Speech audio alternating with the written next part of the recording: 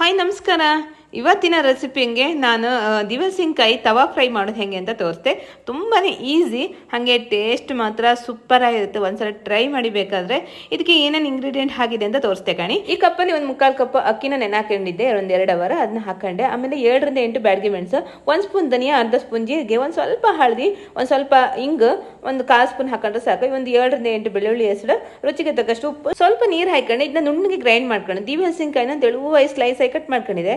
ಈಗ ರುಬ್ಕೊಂಡಿದ್ದ ಮಸಾಲೆ ಇದನ್ನ ಅದನ್ನ ಹಾಕಿ ಒಂದು ಲೈಟ್ ಮಾಡಿ ಮಿಕ್ಸ್ ಮಾಡ್ಕ ಅದನ್ನ. ಆಮೇಲೆ ಮಿಕ್ಸ್ ಮಾಡಿ ಆದ್ಮೇಲೆ ಇದನ್ನ ಒಂದು 5 ರಿಂದ 10 ನಿಮಿಷ ಹಾಗೆ ಇಡ್ಕ. ಯಾಕಂದ್ರೆ ಉಪ್ಪು ಖಾರ ಎಲ್ಲ ದಿವಸಿನಕಾಯಿಗೆ ಲೈಕ್ ಮಾಡಿ ಹಿಡಿಲಿ ಅಂದೇಳಿ ಒಂದು 5-10 ನಿಮಿಷ ಹಾಗೆ ಇಡೋದು. ಈಗ ಲೈಕ್ ಮಾಡಿ ಮಿಕ್ಸ್ ಮಾಡಿ ಇಟ್ಟಗಣಿ. ಈಗ 10 ನಿಮಿಷ ಆಯ್ತು. ನಂತರ ಇದನ್ನ ನಾವೀಗ ತವಾ ಫ್ರೈ ಮಾಡುವ. ತವಾಗೆ ನಾನು ಸ್ವಲ್ಪ ಎಣ್ಣೆ ಹಾಕೊಂಡಿದ್ದೆ. ಒಂದೊಂದಾಗಿ ಈ ರೀತಿ ಹಾಕೊಂಡು ಸ್ವಲ್ಪ ಲೋ ಫ್ಲೇಮಲ್ಲಿ ಇಟ್ಕೊಂಡೆ ನಾವು ಇದನ್ನ ಫ್ರೈ ಮಾಡ್ಕೊ. ಎಲ್ಲ ಹಾಕಿ ಆದ್ಮೇಲೆ ಒಂದು ಸ್ವಲ್ಪ ಮುಚ್ಚಳ ಮುಚ್ಚಿ ಒಂದು 2 ರಿಂದ 3 ನಿಮಿಷ ಅದು ಬೇಗ ಬಿಡ್ಕ. ಬೇಗ ದಿವಸಿನಕಾಯಿನ ಜಾಸ್ತಿ ಹೊತ್ತು ಬೇಯಿಸ್ಕೊಂತೇನಿಲ್ಲ. ಈಗ ಕಣಿ ಇದನ್ನ ಉಲ್ಟಾ ಮಾಡ್ಕೊಂಡು 2 ಬದಿಗೆ ಲೈಕ್ ಮಾಡಿ ಬೇಯಿಸ್ಕೊಂಡ್ಕ. ಈಗ 2 ಸೈಡ್ ನನಗೆ ಬೇಯಿಸ್ಕೊಂಡು ಆಯ್ತು ಕಣಿ. ಸೂಪರ್ ಟೇಸ್ಟ್ ಆಗುತ್ತೆ. ಮಧ್ಯಾಹ್ನ ಊಟಕ್ಕೆ, ರಾತ್ರಿ ಊಟಕ್ಕಂತೂ ಸೂಪರ್ ಆಗಿರುತ್ತೆ. ಒಂದ್ಸಲ ಟ್ರೈ ಮಾಡಿ. ಹಾಗೆ ನಾನು ಫಾಲೋ ಮಾಡೋದು ಮಾತ್ರ ಮರಿಬೇಡಿ. ಧನ್ಯವಾದಗಳು.